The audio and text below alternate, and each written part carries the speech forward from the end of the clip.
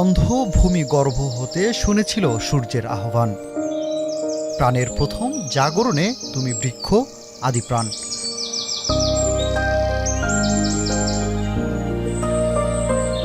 রবীন্দ্রনাথ ঠাকুরের বৃক্ষ বন্দনার সেই আদিম প্রাণের বিচরণ সর্বত্র। তবে ক্রমবর্ধমান নগরীর কনক্রিটের ছায়ায় যেখানে ধীরে ধীরে গিলে খায় সবুজ, সেখানে পাতার আচ্ছাদন পরম আরাধ্য। যখন খোঁজ মেলে তাতে শরীর ডুবাতে কে না চায়, তাই তো ভর দুপুরে প্রশান্তি ছুতে হাজির নাবাদ স্বপ্নীল। প্রেমের বিভিন্ন মুহূর্ত কিন্তু গাছ জানান দেয়। অসহনীয় গরমের মাঝে ঠিক সেই ব্যাপারটা আসে না, যেটা একটা শীতল একটা আবহাওয়ায় বা একটা ঠান্ডা গাছের নিচে বা প্রকৃতির মাঝে যে একটা ব্যাপার মানুষের মনে দানা বাঁধে। আগের থেকে অনেক বেশি গাছপালা কমে যাচ্ছে। এখন তো সচরাচর গাছ হাইওয়েগুলো হওয়ার কারণে গাছ তো আগেও ছিল না, এখনো নেই।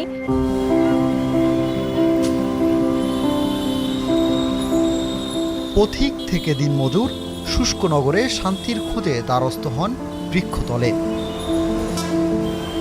এই যেমন মাহবুল মিয়া দুপুরের আহার শেষে ক্লান্ত শরীর এলিয়ে দিলেন গাছের ছায়ায়। প্রশান্তির খোঁজে রিকশা চালক দরুল মিয়াও।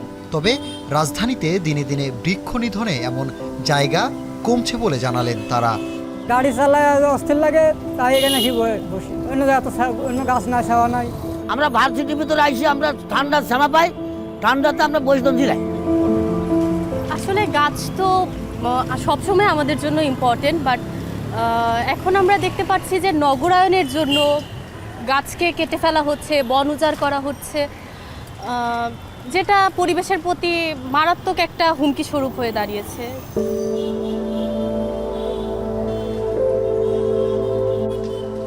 গত কয়েক বছরে মেট্রো রেল প্রকল্প বাস্তবায়নে উত্তরা থেকে মতিঝিল পর্যন্ত কাটা পড়েছে কয়েক হাজার গাছ। এমনকি চলতি বছর ধানমন্ডির ৭ মসজিদ রোডে সংস্কারের নামে কাটা হয়েছে আরও প্রায় ৩,০০০ গাছ। হয়তো আবারও কোনো উন্নয়ন কিংবা প্রয়োজনের অজুহাতে কাটা হবে পরিবেশ রক্ষাকারী এ সকল গাছ। সেই সাথে ধীরে ধীরে শহরও হারাবে সবুজ আবরণ। নগর উন্নয়নের নামে এভাবে গাছ নিধন কতটা যৌক্তিক, সেটাই জানার চেষ্টা করব নগর পরিকল্পনাবিদদের কাছে। যেখানে আগে থেকে গাছ আছে সেটা তো নিধন করার কোনো প্রয়োজন নেই। আমরা বিশ্বের অনেক দেশে পরিকল্পনায় দেখি একটা গাছকে রক্ষা করতে গেলে ভবন বেঁকে যায়, এমনকি রাস্তাও বেঁকে যায়। আসলে গাছের গুরুত্বটা সেই পর্যায়ে। নগর পরিকল্পনায় যে বৃক্ষ রক্ষা করতে হবে, যেটা পরিকল্পনা বেসিক, সেই জায়গায় যে আমরা ভুল করে আমরা ভয়ঙ্করভাবে কনক্রিট নির্ভর একটা পরিকল্পনা সাজিয়েছি, সেখান থেকে আমাদের সংস্কার দরকার। গবেষণা বলছে গত ২৮ বছরে ঢাকায় সবুজ কমে নেমেছে ৭%, অথচ একটি আদর্শ নগরীতে সবুজ থাকতে হয় ২০%।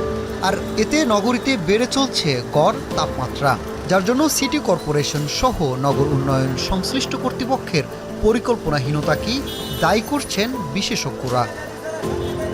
এই শহরে পরিকল্পনা করে কোনো কিছুই হয়নি।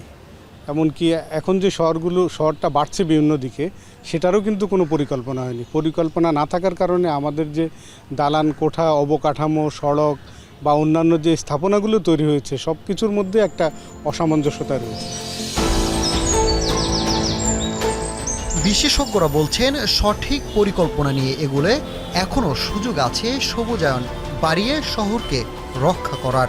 তাই দেরি না করার তাগিদ তাদের।